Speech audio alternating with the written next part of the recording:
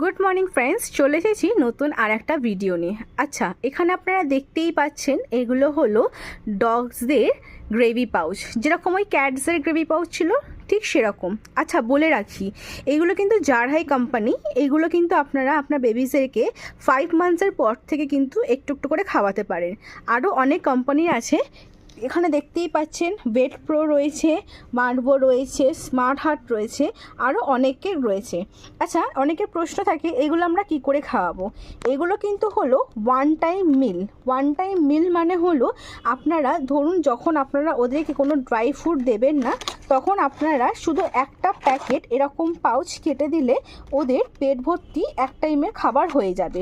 অনেক সময় যখন আপনারা ট্রাভেল করছেন কোনো বাইরে বেবিসদেরকে নিয়ে, তখন তো সবসময় ড্রাই ফুড বা হোম ফুড খাওয়ানো তো পসিবল হয় না।